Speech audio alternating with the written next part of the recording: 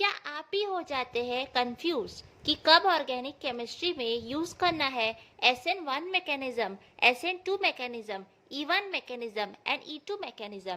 Then this video is specially meant for you. So जब भी हम 12th स्टैंडर्ड में आते हैं, हम सबसे पहले ही ये पढ़ने की कोशिश करते हैं कि कार्बोकैटायन दिस दैट, बट फिर हमें ऐसी कंफ्यूजन होती है कि कब हमें SN1 लगाना है, कब SN2 लगाना है, कब E1 लगाना है, कब E2 लगाना है। तो आज की वीडियो देखने के बाद आप सीधे सिर्फ 15-20 सेकेंड में ही ये पता लगा लोगे कि कौन से मैकेनिज्म किस रिएक्शन पर अप्लाई होनी चाहिए। ये वीडियो आप बहुत ध्यान से देखना, बिकॉज लास्ट में ना मैं आपको एग्जाम्पल्स के थ्रू क्वेश्चन प्रैक्टिस भी करवाऊंगी। अगर कोई भी टॉपिक है आपको नहीं समझ आ रहा है, डिफिकल्ट लग रहा है, तो प्लीज़ कमेंट कीजिए। ये टॉपिक भी किसी ने कमेंट किया था, इसलिए मैं उसे जल्दी जल्दी पढ़ा रही हूँ। बाद में जब चैप्टर के साथ पढ़ाऊंगी ना, तब बिल्कुल और डिटेल में पढ़ाऊंगी, ठीक है? तो अभी जो है आपकी कंफ्यूजन दूर होने वाली है। So let's start. ओके, सो हम स्टार्ट करेंगे SN2 मैकेनिज्म से। SN2, अब आप ये सोच रहे होंगे कि ये वियर्ड सा नाम है, इसका क्या मतलब होता है ये SN2 का? सो यहाँ से हम स्टार्ट करेंगे। सो पीछे से आपको स्टार्ट करना है। So it is bimolecular nucleophilic substitution.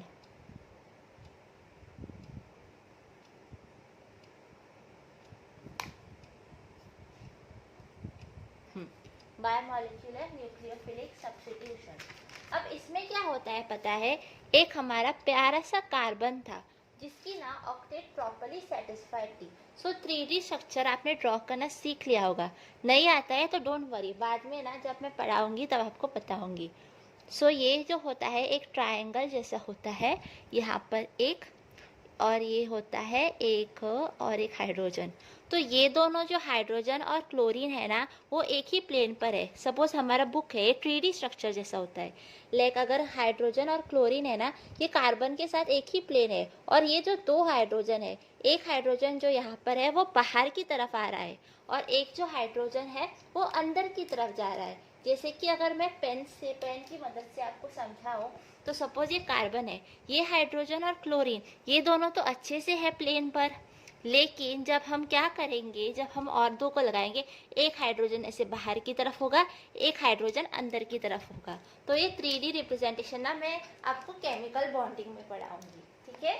तो यहाँ पर अगर हमें पता लगाना है कि SN2 मैकेनिज्म है, तो सबसे पहले हमें देखना है कि स्ट्रॉन्ग न्यूक्लियोफाइल होना चाहिए। सो ये है मेन फैक्टर जिससे आप पहचानोगे कि SN2 है, स्ट्रॉन्ग न्यूक्लियोफाइल। अच्छा, तो ये स्ट्रॉन्ग न्यूक्लियोफाइल होना चाहिए। अब न्यूक्लियोफाइल क्या होता है ये भी मैं आपको बाद में पढ़ाऊंगी, मतलब जब हम प्रॉपर्ली लेक्चर करेंगे। बट एज ऑफ नाउ आप याद रखो कि न्यूक्लियोफाइल मतलब जिसको न्यूक्लियस पसंद है, मतलब जिसके पास बहुत ज़्यादा इलेक्ट्रॉन्स है एक्सेस में। ओके, तो अगर आपको स्ट्रॉन्ग न्यूक्लियोफाइल दिखा तो आप समझ जाना कि ये SN2 मैकेनिज्म ही है। Because why? बिकॉज ये स्ट्रॉन्ग न्यूक्लियोफाइल जो है ये पीछे की तरफ आएगा और हमारे कार्बन को अटैक मारेगा। ओके, तो यहाँ पर हम देखते हैं कि SN2 जो है ये पीछे से जो आएगा और हमारे कार्बन को अटैक मारेगा, फिर वो एक दूसरा स्ट्रक्चर फॉर्म करेगा। फिर हम देखेंगे कि क्लोरीन जो है वो लीव करेगा। ओके, तो यहाँ पर ना आप इंतज़ार नहीं करते हो कि सपोज अगर एक बस में है, आप इंतज़ार करते हो कि कब जो है दूसरा पैसेंजर उठ जाए और मैं बैठ जाऊँ। लेकिन यहाँ पर जो है आपका न्यूक्लियोफाइल कोई इंतज़ार नहीं करता, वो पीछे से अटैक मारता है और इसको फिर जाना पड़ता है, ठीक है? और SN1 की तरफ अब हम जा रहे हैं। ओके, सो SN2 जो आपको पहचाना नहीं आता था वो अब आपको आ गया है। आपको देखना है कि कहीं स्ट्रॉन्ग न्यूक्लियोफाइल तो नहीं है। याद रखना है, I am talking nucleophile not base. याद रखो, स्ट्रॉन्ग न्यूक्लियोफाइल तो कौन है? SN2 मैकेनिज्म है। अब हम बात करेंगे SN1 मैकेनिज्म की। SN1 मैकेनिज्म में हम किसको लेंगे? Weak nucleophile. इसकी रेट जो होती है ना वो सिर्फ Rx पर डिपेंडेंट करती है। और यहाँ पर जो हम देखते हैं पोलर प्रॉक्टिक सॉल्वेंट यूज किया जाता है।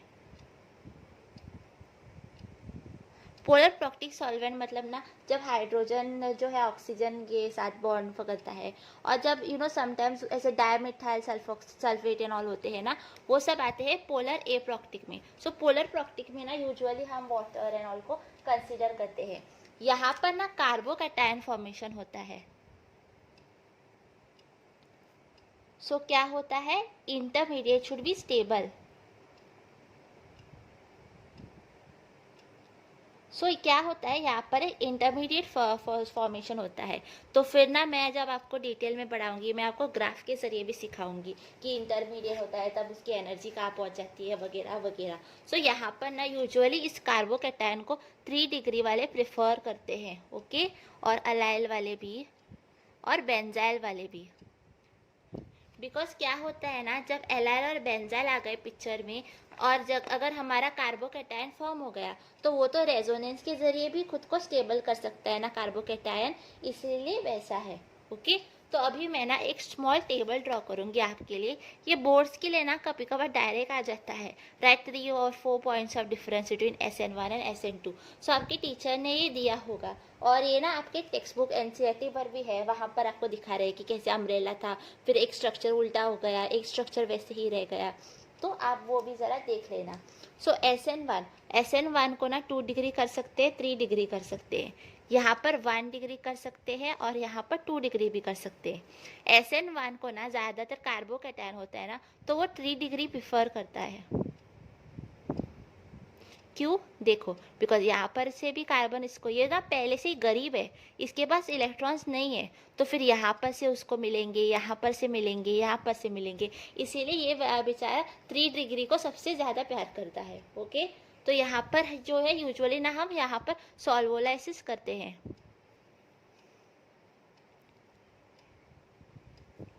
सॉल्वोलाइसिस करते हैं, लाइक H2O यूज़ करेंगे, ETOH, और weak base, weak nucleophile, sorry base मैंने गलती से बोल दिया, न्यूक्लियोफाइल और बेस जो है वो 2 डिफरेंट चीज़ें होती हैं। देन यहाँ पर हम अलाइलिक और बेंजाइलिक कोयलों को प्रेफर करते हैं, बिकॉज यहाँ पर ना उनका कार्बोकैटायन जो है वो रेजोनेंस कर सकता है। फिर आप याद रखना मॉइस्ट Ag2O और AgNO3 भी यहाँ पर आ सकते हैं, और फिर यहाँ पर पोलर प्रॉक्टिक।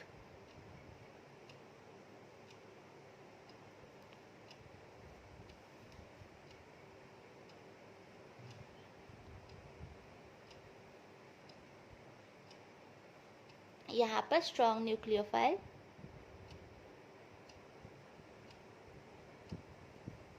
और हमारे पास है एग्जाम्पल KOH और CN, और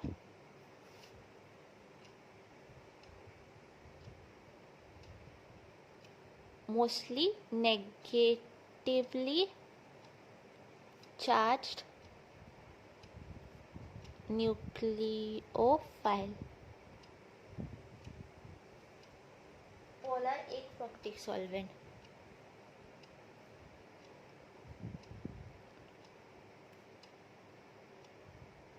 लाइक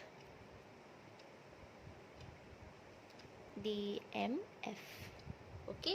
सो प्लीज़ आप इस टेबल को अच्छे से नोट कर लेना, बिकॉज ये बहुत ही ज़्यादा इम्पॉर्टेंट है। इन नोट्स का आप स्क्रीनशॉट भी ले सकते हैं, लेकिन याद रखना ये क्लास मैंने ली है आपको जल्दी जल्दी से ही आपके कॉन्सेप्ट क्लियर करवाने के लिए। अब आप 15 सेकेंड में ही लाइक पहचान सकते हो कि कौन सा SN1 है, लेकिन कौन सा SN2 है। लेकिन रुको, अभी ठहरो, बिकॉज हमने अभी तक E1 और E2 पढ़ा नहीं है, तो फिर E1 भी हो सकता है, E2 भी हो सकता है, SN1 भी हो सकता है, और SN2 भी हो सकता है। प्लीज़ आपके प्यारे प्यारे लाइक्स, शेयर्स, कमेंट सब कुछ कीजिए प्लीज़। मेरा छोटा सा चैनल है, और प्लीज़ आप लोग ही मुझे आगे तक ले जा सकते हैं।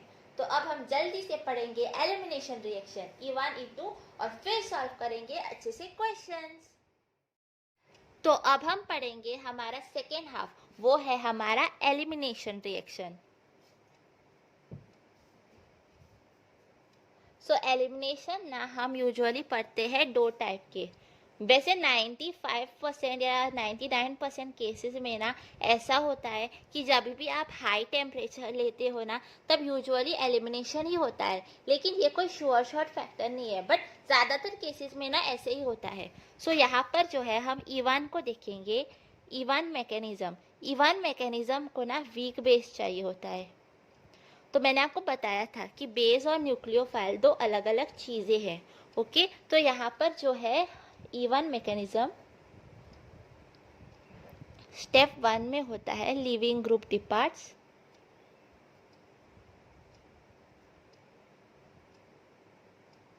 और स्टेप 2 में होता है बेस एब्स्ट्रैक्ट्स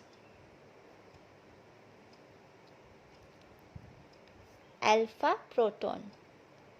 ओके, तो यूजुअली हम देखते हैं कि यहाँ पर एक प्रोटॉन जो है हमारे ग्रुप को छोड़कर चला जाता है, फिर उसके बाद एक डबल बॉन्ड का फॉर्मेशन होता है, फिर हमारे पास है E2 मैकेनिज्म। अच्छा, तो इसको कैसे लिखते हैं? यूनिमॉलिक्यूलर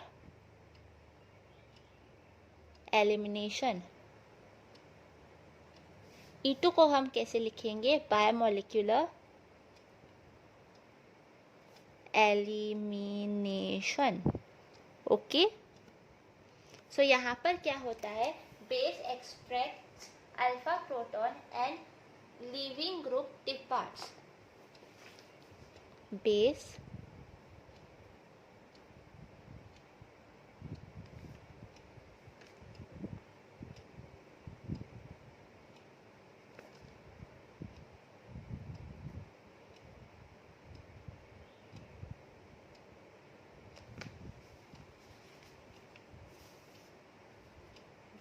और यहाँ पर हमें वीक बेस चाहिए था, लेकिन यहाँ पर हमें क्या चाहिए? Base should be strong. बच्चों, अभी यहाँ पर ना क्या होगा, अभी मैंने आपको झड़ाझड़ इतने ज़्यादा ऐसे 4 टाइप ऑफ मैकेनिज्म्स पढ़ाए हैं, लेकिन फिर भी ना आपके मन में थोड़ी सी कंफ्यूजन होती है, बिकॉज ये ना ऐसी कोई चीज़ नहीं है प्रैक्टिकल जिसे हम रियल लाइफ में देखते हैं। लाइक कभी कभार हम फिजिक्स में पढ़ते हैं ना, लाइक अगर कहीं से बॉल गिर रही है या कुछ, हम विजुअलाइज कर सकते हैं, लेकिन केमिस्ट्री के कुछ जो कॉन्सेप्ट्स है ना उसमें थोड़ी दिक्कत होती है कि हम विजुअलाइज नहीं कर सकते। लाइक अगर मैंने आपको बताया होता मीथेन मॉलिक्यूल का 3D कैसे अरेंजमेंट है, तो आप इसे विजुअलाइज कर सकते हैं। तो जहाँ पर आप विजुअलाइज नहीं कर सकते हो ना, वहाँ पर थोड़ी दिक्कत होती है। और दिक्कत को कैसे सॉल्व करना है? आपको प्रैक्टिस करने हैं मोर एंड मोर क्वेश्चंस। अगर आप स्पेशली कॉम्पिटिटिव एग्जाम्स की तैयारी कर रहे हो, किसी कोचिंग को ज्वाइन किया है, वहाँ के मॉड्यूल्स में जो क्वेश्चंस होते हैं ना उनको आप सॉल्व किया करो, ताकि इससे आपकी अंडरस्टैंडिंग ना ऑर्गेनिक केमिस्ट्री में इम्प्रूव होगी। ये ना मैथ्स के जैसे है, और आपको लिख लिख कर प्रैक्टिस करना है, ठीक है? लाइक दिमाग से ही आप करोगे ना तो थोड़ा डिफिकल्ट होगा, तो एक रफ कॉपी बना लो और उस पर प्रैक्टिस करो, बार बार प्रैक्टिस करो। फिर बाद में जब आप नेम रिएक्शंस वगैरह कुछ पढ़ोगे ना तो एक जगह पर उनको लिख लो एक छोटी सी कॉपी में, और उनको अगेन एंड अगेन देखा करो। एक पूरे वीक को ना कंटिन्यूसली आप देखा करो उसी रिएक्शंस को, फिर आपको धीरे धीरे करके वो याद हो जाएंगी। अगर आप सुपर स्मार्ट है तो शायद आपको एक बार में याद हो जाए, पर ज़्यादातर बच्चों को ना बार बार बार इन चीज़ों को देखना होता है। ओके, स्पेशली अगर आपकी एग्ज़ाम है ना तो थोड़ा सुबह जल्दी उठकर भी आप इन्हें रिवाइज किया करो। या फिर कहीं भी अगर आप बहुत दूर होते हैं ना, अभी हमारी हायर सेकेंडरी जो थी हमारे घर से बहुत सारे किलोमीटर दूर थी, तो बस में भी कुछ लोग पढ़ते थे। सो E1 is unimolecular elimination, and here we have biomolecular.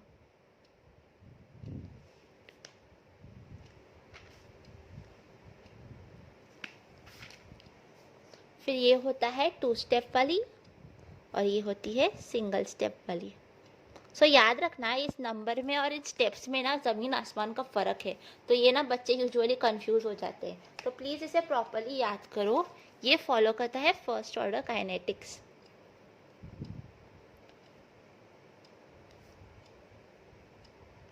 अगर आपको कोई भी वर्ड या कुछ समझ नहीं आ रहा है ना तो आप प्लीज़ कमेंट कीजिए, बिकॉज ना सब लोग अलग अलग चैप्टर से स्टार्ट करते हैं। कुछ लोग पहले से ही लाइक बेसिक्स पढ़ लेते हैं, कुछ लोग साथ साथ ही पढ़ लेते हैं, तो मुझे नहीं पता ना मेरी ऑडियंस क्या कितनी प्रिपेयर है, तो इसलिए मैं आप सबको रिक्वेस्ट करूँगी कि अगर आपको कुछ भी नहीं समझ आ रहा है तो प्लीज़ कमेंट कीजिए। यहाँ पर सेकेंड ऑर्डर काइनेटिक्स, बिकॉज ये वर्ड्स नए हैं, इनको हम डेली लाइफ में यूज़ नहीं करते हैं ना, लाइक हमारी आम भाषा में। देन यहाँ पर आ जाता है weak base and good leaving group. यहाँ पर आ जाता है weak base and good leaving group. यहाँ पर हम सॉल्वोलाइसिस भी करवाते हैं with high temperature, but okay, solvolysis high temperature. याद रखना हाई टेम्परेचर को ना हम ऐसे रिप्रेजेंट करते हैं ट्रायंगल की शेप में, मतलब आप इसे बहुत ज़्यादा हीट कर रहे हो और यहाँ पर कार्बोकैटायन फॉर्मेशन टेक्स प्लेस।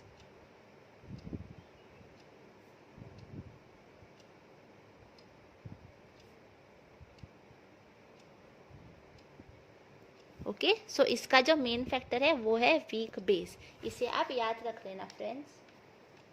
और यहाँ पर जो आता है, यहाँ पर इसका मेन फैक्टर है स्ट्रॉन्ग बेस।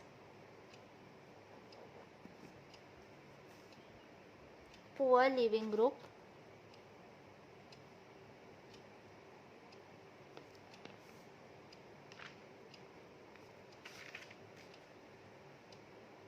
सो मैं आपको थोड़े एग्जांपल्स दूँ, आपको चाहिए tertiary butyl oxide, then NaNH2, then alcoholic KOH। याद रखना है एल्कोहलिक और एक्वस कहाँ कहाँ पर है, और ETO-/ETOH,